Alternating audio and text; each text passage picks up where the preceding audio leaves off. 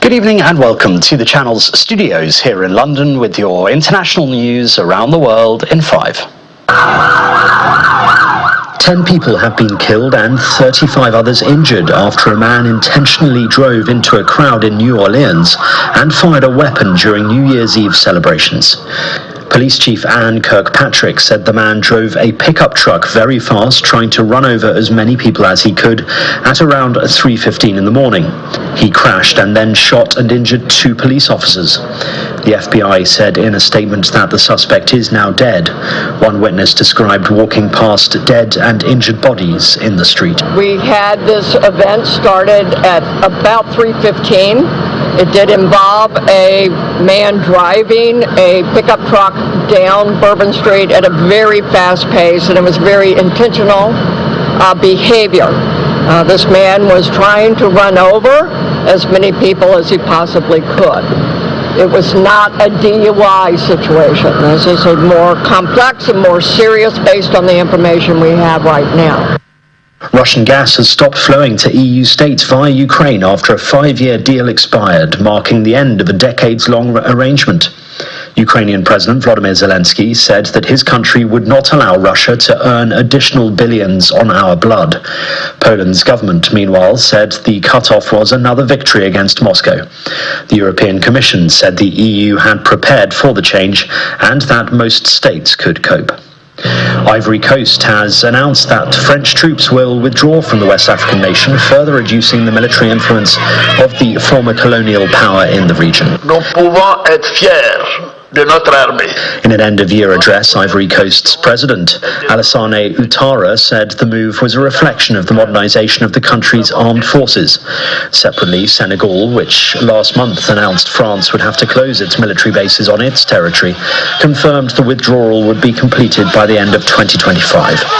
Ivory Coast is home to the biggest remaining contingent of French troops in West Africa.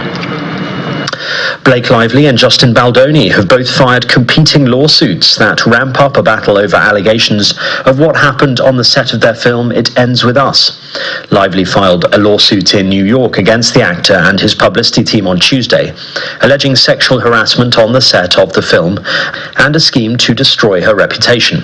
Baldoni, meanwhile, has filed a lawsuit against the New York Times, which first reported Lively's legal complaint accusing journalists of working with the actress to damage his reputation and ignoring evidence which contradicted her claims.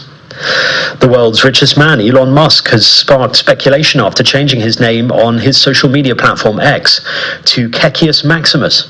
The tech mogul and close confidant of US President-elect Donald Trump offered no immediate explanation for the name or his new profile image, which depicts the character Pepe the Frog, a meme that has been used by far-right groups. The move has sent ripples through the cryptocurrency world, sending the value of a meme coin, a digital currency inspired by internet memes that shares the same name, skyrocketing. Hi everyone. In the past, Mr. Musk has influenced crypto prices with his social media commentary, but it was not immediately clear if he had any involvement in this particular meme coin.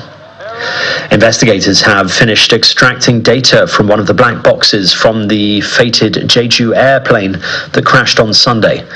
The data from the cockpit voice recorder will now be converted into an audio file, while a second black box, a flight data recorder, will be sent to the United States for analysis. Investigators hope data on the flight and voice recorders will provide insights about the crucial moments leading up to the tragedy. Some 179 people died after the plane crashed into a structure and exploded, making it the deadliest plane crash on South Korean soil. And Italians have plunged into the icy waters of the river Tiber in Rome as they welcomed in the new year with a traditional jump from the Cavao Bridge. Marco Foix was this year's Mr. OK, a traditional title he inherited from Maurizio Palmuli, a famous veteran diver who retired last year. The annual Tiber dive has been celebrated on the first day of the new year since 1946. This year, 3 divers took the plunge off the Cavao Bridge in the centre of the Italian capital. And that's your international news around the world in 5. Now back to the channel's studios in Lagos.